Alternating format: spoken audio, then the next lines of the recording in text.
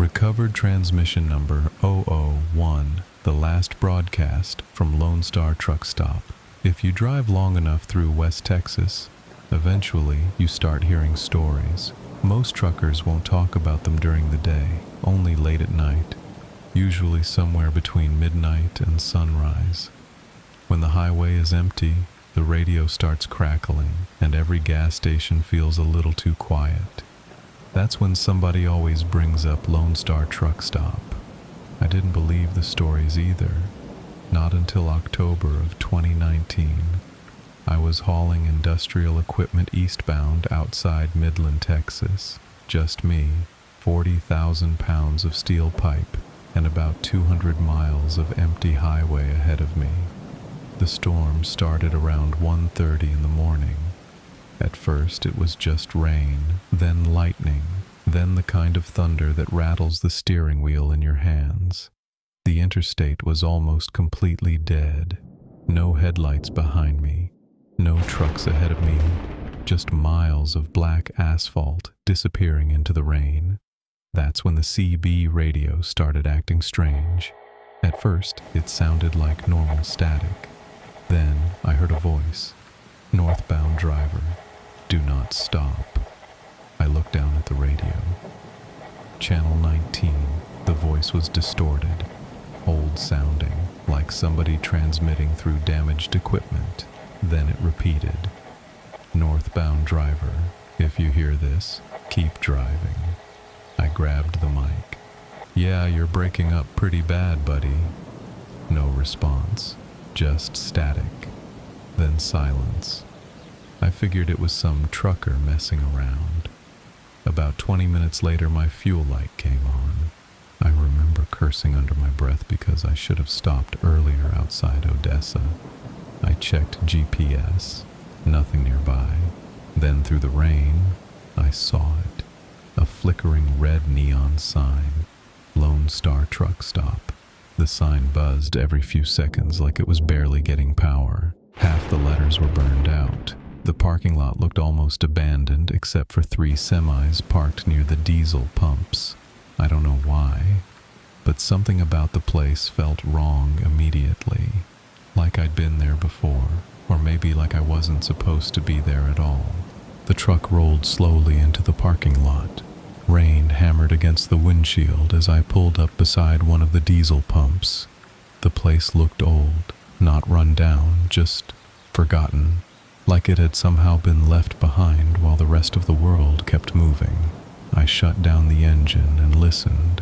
Nothing, no voices, no traffic, no highway noise, just rain. For a moment I considered getting back on the road. Something in my gut was telling me to leave, but the fuel gauge was sitting below empty, and I still had a long drive ahead of me, so I grabbed my jacket and stepped out into the storm. The cold rain hit me immediately. The air smelled like diesel fuel and wet asphalt. The neon sign buzzed overhead. Lone Star Truck Stop. The red letters flickered every few seconds, as if they were struggling to stay alive. I filled the tanks as fast as I could. The entire time I kept looking around the lot. 3 trucks. Same 3 trucks I'd seen when I pulled in. Not a single driver, not a single light inside any of the cabs. That should have been my first warning. Truckers don't just leave their rigs unattended in the middle of the night, especially not during a storm. When the tanks were full, I headed toward the diner. The bell above the door rang as I stepped inside. The place was warm, too warm. The smell of coffee hit me immediately. Old coffee, the kind that had been sitting on a burner for hours. The diner looked exactly like something out of the 1980s. Chrome stools, red booths, faded advertisements on the walls.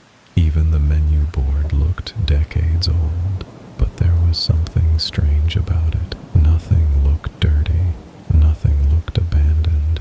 Everything looked frozen, like nobody had changed a single thing in years.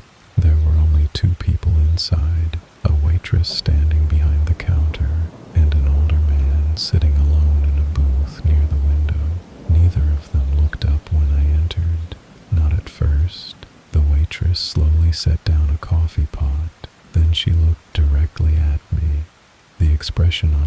voice wasn't surprise, it wasn't curiosity, it was concern, like she already knew who I was, and she wasn't happy to see me. I took a seat at the counter. For several seconds she said nothing, then she poured a cup of coffee and slid it across the counter. "You're late." I frowned. "Excuse me?"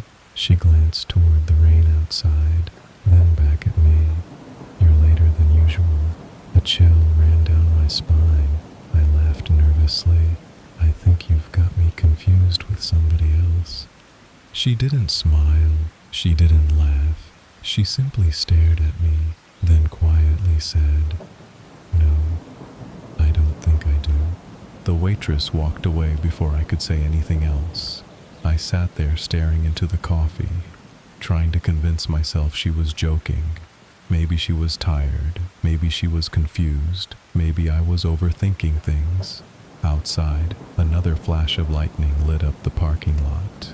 For just a second, I could see the trucks sitting in the rain, still motionless, still empty.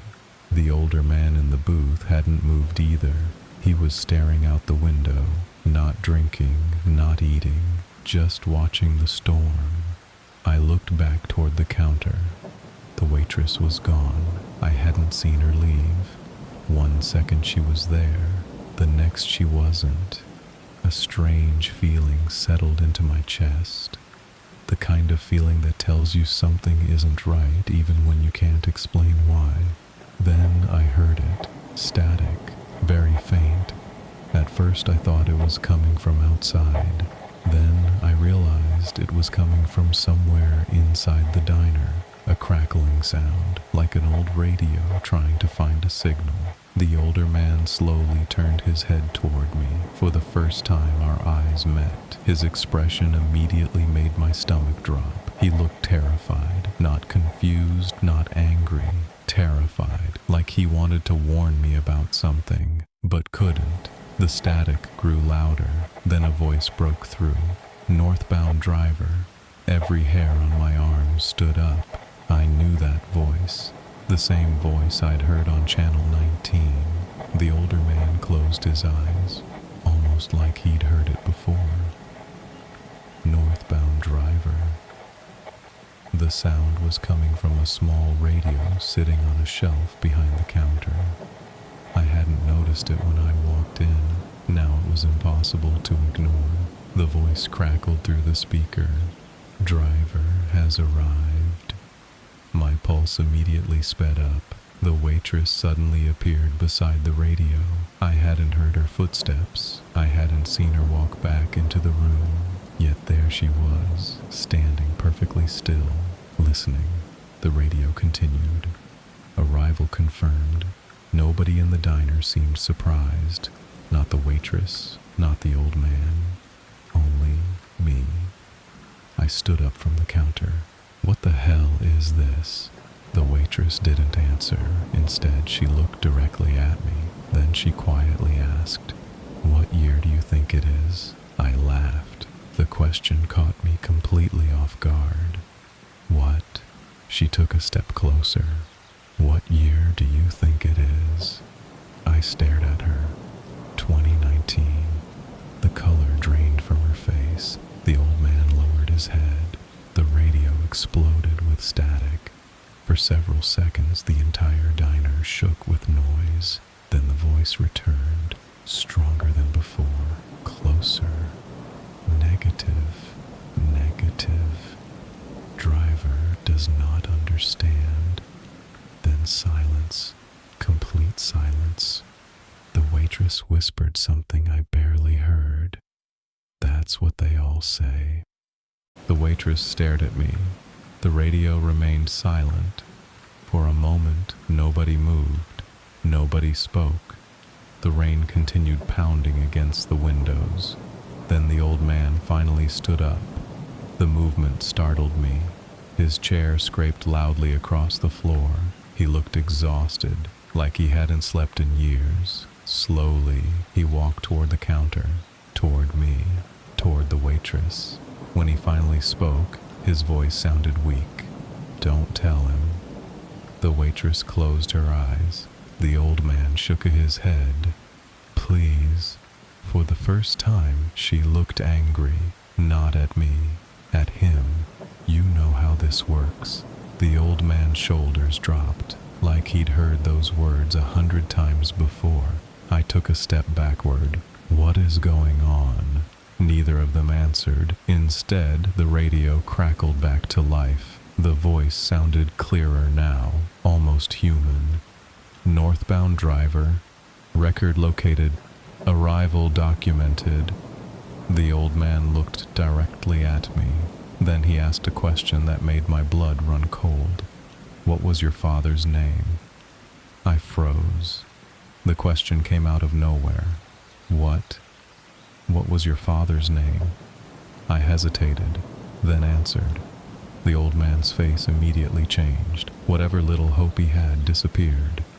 "No." He whispered it more to himself than to me. "No, no, no."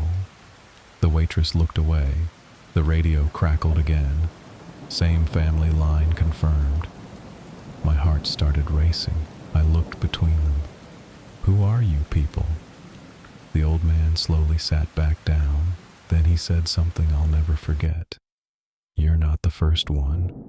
The diner suddenly felt much smaller. "What do you mean?"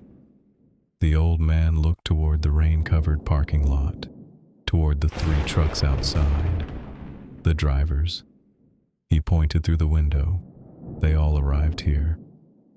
I felt a knot form in my stomach. The trucks have been sitting there for years. Lightning flashed. For the first time, I noticed something strange. The trucks outside didn't look modern. One looked like it belonged in the 1990s. Another looked even older. I hadn't noticed before. My pulse hammered in my ears. The old man continued. "Every few years, the signal finds someone. The road brings them here. The truck stop appears, and then..." He stopped talking. I didn't want him to finish the sentence. The radio did it for him. Cycle continues. Every light in the diner flickered. The waitress suddenly grabbed my arm. Hard. Her eyes locked onto mine. "Listen carefully." It was the first time she'd sounded afraid. "Leave." I didn't hesitate. I ran. The bell above the diner door slammed against the glass as I burst outside. Rain soaked me instantly. I sprinted toward my truck. Behind me, I could hear the radio, still broadcasting, still repeating the same message. "Northbound driver. Northbound driver." I climbed into the cab and slammed the door. The engine fired immediately. I threw the truck into gear. The tires spun against the wet pavement, then finally caught. I never looked back, not once. I drove east until sunrise. When daylight finally broke across the highway, I pulled into the first truck stop I could find. I asked the cashier if she'd ever heard of Lone Star Truck Stop. She stared at me, then laughed. "There hasn't been a truck stop by that name around here in over 20 years. I felt sick. I checked my GPS history. Nothing, no record, no stop, no route, nothing. As if the place had never existed. I've driven that stretch of highway dozens of times since then. I've never found it again. But every now and then, usually after midnight, usually during a storm, the CB radio still comes alive. And when it does, the same voice always returns. "Northbound driver, we're still waiting."